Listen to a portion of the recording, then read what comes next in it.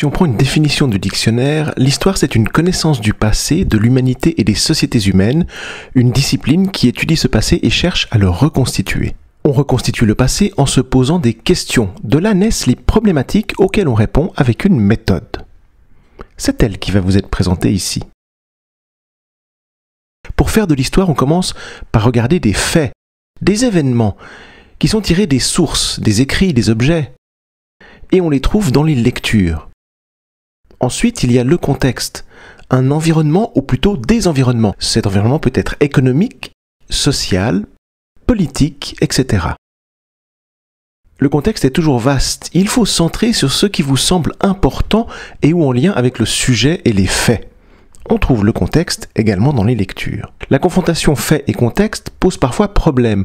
L'histoire vit de la confrontation fait-contexte qui pose problème. De toute façon, il y a une interprétation. C'est le travail de l'historien. Lier les faits avec un contexte pour donner une explication. L'histoire est une science humaine. Plusieurs interprétations sont possibles à partir des mêmes faits et du même contexte. Il faut noter que c'est ici que vous retrouvez l'avis personnel de l'historien. Donc l'interprétation est tirée de l'imagination, de la réflexion, du raisonnement.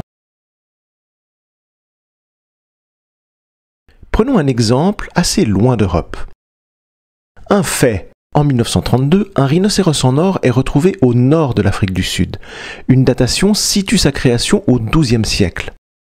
Des fouilles complémentaires retrouvent 14 kilos d'or, d'objets divers, des produits venant en partie d'Asie, de la poterie, des perles, ainsi que les vestiges d'une société hiérarchisée, la civilisation du Mapungubwe, inconnue jusqu'au milieu des années 1990. Observons le contexte. Entre le XIIIe et le XVIe siècle, la civilisation africaine de Grand Zimbabwe a prospéré, laissant des ruines et de nombreuses traces. Des écrits démontrent que Grand Zimbabwe était en contact avec les marchands portugais et asiatiques. Elle produisait de l'or et divers objets. L'économie monde était alors dominée par l'Asie. En confrontant les deux, on est confronté à un problème, ou à deux problèmes. On peut donc imaginer des questions-problèmes.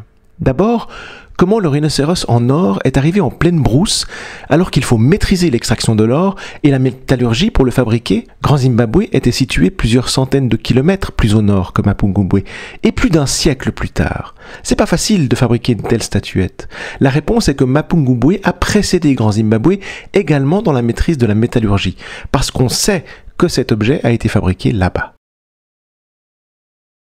Mais alors, de quelle nature pouvaient être ces contacts avec l'Asie au XIIIe siècle? Intuitivement, les Asiatiques sont venus en Afrique apporter des objets. Les Africains s'habillent avec des perles et l'ivoire est recherché en Asie, c'est bien connu. Mais comment prouver la nature de ces échanges? Revenons à cette statuette. Regardez attentivement ce rhinocéros. Qu'observez-vous?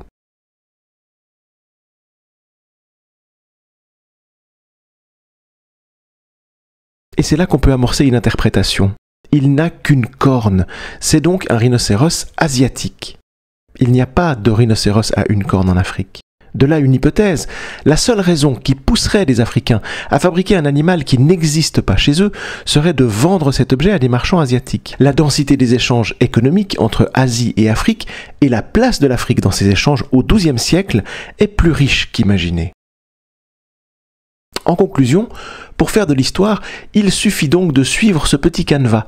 D'ailleurs, si vous observez bien, tout travail d'histoire confronte faits et contexte.